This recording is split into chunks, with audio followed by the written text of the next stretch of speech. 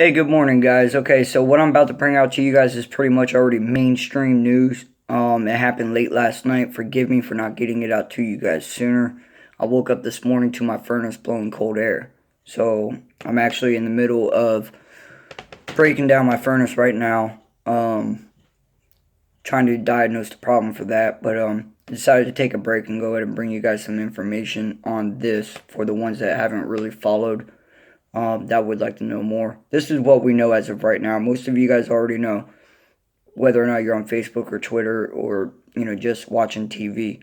There's been a mass shooting in Las Vegas last night. They are calling this one of the nation's worst mass shootings ever recorded. It happened last night at Las Vegas. There was a crowd of 20,000 plus people at a festival, the 91st Harvest Music Festival. More than 50 people were killed. More than 400 are injured. The guy's name, his name was Stephen Paddock. He's 64 years old from Mesquite, Nevada. He was on the 32nd floor of the Mandalay Bay Resort and Casino. Hundreds of shots were fired into a crowd of 20,000 people. And they found at least 10 rifles were found in this hotel room. Police officers from Mozique, which is about 80 miles away from Las Vegas, says that they never heard of this guy. They didn't know this guy even lived in their town. So I'm wondering if he lived as like a different alias or whatnot. But anyways, the question is what was the motive? Was it just old age? Delirious. And I'd like to give everyone the benefit of the doubt. I don't know what kind of mindset mentality you gotta have to want to go out and just open fire on people, regardless of how mad you are. I really don't want to say he was radicalized, but then again, nowadays you don't know. It's an ongoing investigation as of right now. So very soon, there's going to be more and more information. Probably for at least a day or two that we'll be talking about this. Not me per se, but I'm bringing this out to you guys. So if you guys want to keep up with it, it's there. Again, 500 or 50 people were killed. Over 400 were injured. 10 assault rifles. This was a premeditated attack. This is something that he didn't go to Vegas for a vacation and decided to do and buy these rifles in Vegas. If that was the case, he has to wait for FFLs and paperwork and all that. He already had these rifles. He traveled from his home to Las Vegas. So it was a premeditated attack. That's my opinion. We won't know fully until more evidence, more information is being put out to the people. This is one of the many things to pay attention to, or to look into, regarding what's going on in the world. You have North Korea making the threats. They just moved their warplanes. I brought out a video last week talking about North Korea moving their warplanes to the East Coast. They also moved warplanes to the northern part of the peninsula near the demilitarized zone within North Korea, where the United States bombers were being flown. And it's just another thing to ante up the fact that they are backing up what they say, that they will shoot down any American planes even if it's not in its airspace. South Korea, a couple days ago, came out and told its banking structure to prepare for a possible EMT attack that is being said that North Korea has the technology.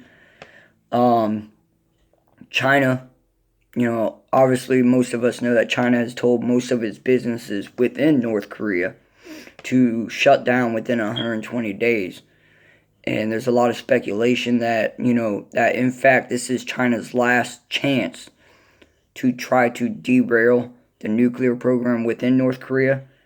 But my thought process is maybe China is letting their people know to get out of North Korea before a war happens. We're on the brink of it. We're on the very edge. One little mishap could set things off over there in the peninsula. So you got South Korea, preparing its banking structure for a possible EMP attack, electromagnetic pulse attack, which will shut down the whole power grid. And China telling its businesses they have 120 days to close down doors. And again, like I said, that's in their mindset that will probably help stop financing the military nuclear programs that Kim Jong-un and the North Korean regime has. And also, I think maybe China is giving its people more of a heads up to get out of the country as soon as possible.